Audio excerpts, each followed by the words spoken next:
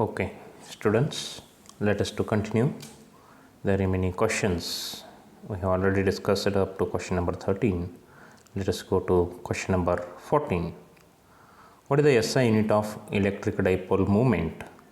See, electric dipole moment can be measured as either charge, means any one of the charge and the distance between them. So that is Q into 2A. So charge Q is measured in terms of coulomb and distance is meter. So hence the unit is coulomb meter. But you have to take one important thing for writing the unit of electric dipole moment. Some students can write meter coulomb, okay, but what happens if you write a meter coulomb means it is considered to be millicoulomb, because if you write first m, small m means it indicates milli, okay. And one more mistake here we can observe, if you write C small and m, so it becomes centimeter. So you have to take proper care to write the SI unit of electric dipole moment. C must be capital, m must be small. First you have to write C, then you have to write m, small m, and you have to read it as coulomb meter. Cleared? Okay. Next question. State Gauss law in electrostatic. Just you have to write the statement, okay. So Gauss law stated that the total electric flux through any closed surface in free space is equal to 1 upon epsilon naught times the total charge enclosed by the surface. And mathematically we can write phi equal to 1 upon epsilon naught into sigma q. Okay. Next question is, what is the electric field inside a charged spherical shell? We have already discussed this, that is the answer is 0, okay. So the next question is, what is the nature of symmetry of electric field due to a point charge? Spherical symmetry, okay. So because what happens by taking the, or just you have to imagine sphere around the charge, if the charge is kept at the center of the sphere, so the electric field is symmetric, even both magnitude as well as the direction, and the direction of the field is normal to this imaginary sphere, okay. Next the question is, draw pattern of electric field lines due to an isolated point charge. See, electric field lines are the imaginary lines. See, if the charge value is greater than 0, or simply you can say it is positive charge, so the field lines are directed outward. So it means test charge, if you kept test charge very near to this, so it will move normal to the surface of the charged body, okay.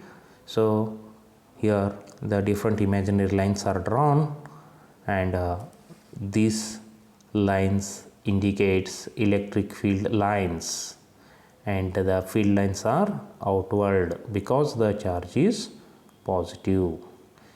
So similarly the question is, draw the pattern of electric field lines due to an isolated negative point charge. So here what happens, if the charge is less than 0 or negative, so that will the test charge will move towards the negative charge, hence the electric field lines are converges to the negative charge, and different lines are drawn in this figure. So just you have to remember the arrow mark is very important.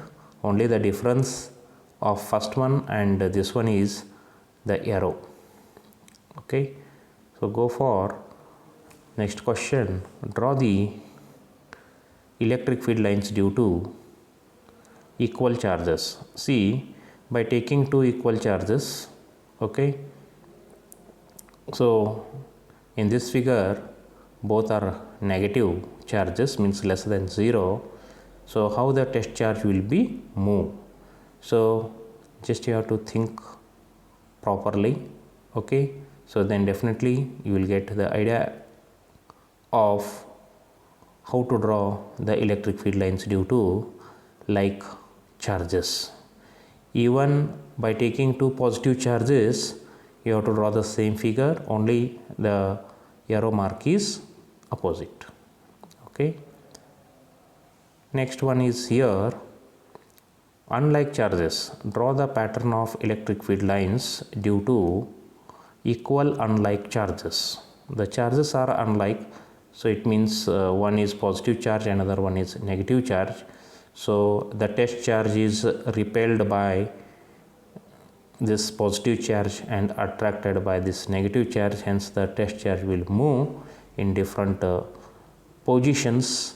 By keeping that test charge in different positions, how that test charge will move towards negative charge, by imagine we can draw these lines. So these are the field lines.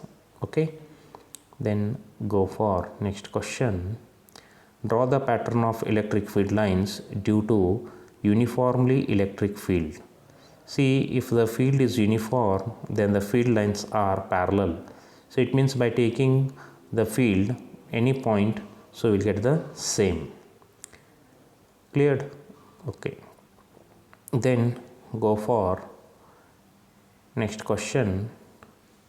Define electric dipole moment, write its SI unit. We have already discussed. Okay, by combining two questions. And define linear charge density at a point and write SI unit. Linear charge density means charge per unit length of a given charged body, and it is denoted by symbol lambda, and the SI unit means charge by length.